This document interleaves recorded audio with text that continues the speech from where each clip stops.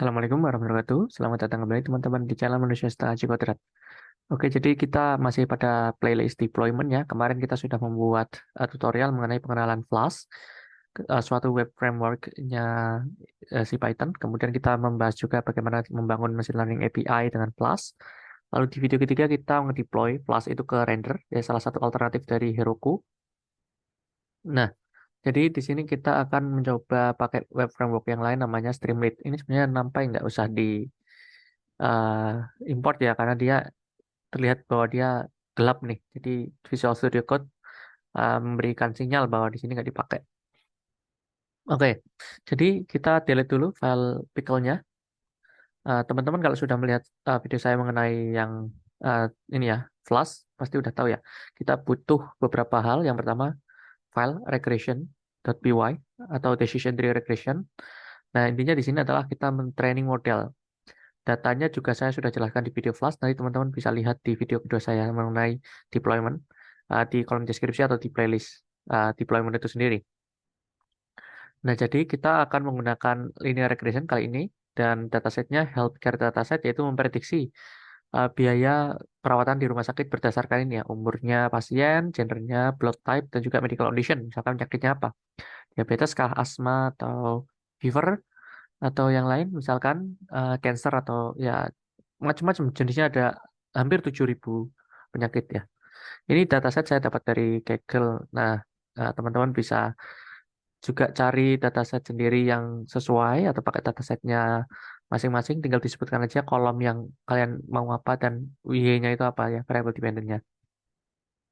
Karena gender, blood type, dan medical condition itu kategorical, maka kita pakai one hot encoder ya di sini karena uh, ya kita membuat variabel dummy dan dia itu ada tulisannya ignore handle unknown. Misalkan kita punya jenis penyakit baru, misalkan corona, itu maka kan nggak bisa ya kita one hot ulang si data tray-nya karena kita pickle. Nah, makanya kita kasih handle unknown ignore agar ketika suatu saat ketika ada jenis penyakit baru itu bisa dihandle sama si machine learning-nya ini. Nah, cuma gimana cara handle-nya? Kalau one hot itu kan setiap jenis kategori itu kasih nilai satu pada yang bersesuaian. Misalkan pasien A punya penyakit diabetes, maka pada kolom diabetes dia kasih satu, sedangkan penyakit cancer, asma dan sebagainya dikasih nilai nol. Nah, kalau ada penyakit baru kita kasih nol semua, itu. Kemudian pass through ini ketika ada kolom baru ya nanti diabaikan aja. Jadi yang kita gunakan cuma ini aja, data apa variable X-nya. Kemudian kita fit transform, kita ubah jadi auto encoder tadi, kemudian kita train test split dengan proporsi 20% nih untuk data test dan 80% untuk data train. Kita panggil modelnya, kelasnya, kemudian kita fitting atau training, kita prediksi untuk melihat MAP-nya, mean percentage absolute error, mean absolute percentage error. Kemudian kita simpan dalam pickle file dan transformer file ini bukan transformer model ya, tapi dia itu ini tadi one hot tadi ya. Nah, coba kita run dengan Python 3 regression.py. Kita ini, saya kemarin nunggu lama ya. Ini cepat nih. Mungkin karena kemarin baru nginstal libraries-nya yaitu Pandas, Scikit-learn. Ya udah itu aja sih. Kemudian Pickle juga ya kalau belum punya ya. Nah, kemudian ini udah ada mapnya gede sekali, ini nggak bagus ya modelnya. Ya, tapi kan ini tujuannya bukan how to train the model to be a good ya model itu sendiri ya itself ya. Tapi di sini kan kita mau nge-pickle, nge-bundling, kemudian kita deploy di Streamlit gitu. Ini test.py nggak diperlukan. Jadi kita yang perlu tadi regression.py, nanti dengan di run dapat dua pickle, linear regression model.pkl dan transformer.pkl. Nah, requirement ini sebenarnya adalah kalau kalian benar mau deploy ya di render atau di uh, Google Cloud atau di AWS, nah macam-macam lah di server web server. Nah, nanti teman-teman perlu sebutkan apa aja library yang ingin kalian install. Ini tanpa version ya, kalian lebih baik kasih versinya misalkan version 3.2.1 gitu. Nanti teman-teman bisa lihat di eh, ini dokumentasinya atau bisa pakai pip freeze. Ini juga sudah saya bahas ya di video sebelumnya. Kemudian kita perlu app.py ini sebagai kayak main programnya. Di sini kita butuh Streamlit, diinstal dulu, install Streamlit kalau belum.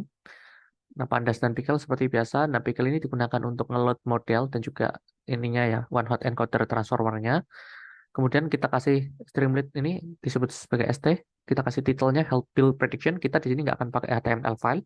Kalau di video sebelumnya pakai Flash itu kita butuh suatu folder namanya templates yang berisi index.html atau home.html. Yang penting di situ adalah HTML untuk membangun websitenya agar cantik ya. Tapi di sini sebenarnya udah cantik kalau pakai Streamlit ini. Jadi kita tinggal kasih Streamlit.title, help build prediction, kemudian kita kasih number input. Nah ini kita kayak text box gitu ya. Kita menerima inputan berupa angka dengan minimalnya satu karena umur nggak bisa negatif.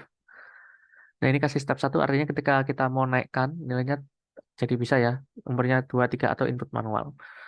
Kemudian select box nanti dia bentuknya drop down milih gender ya male, female, all other.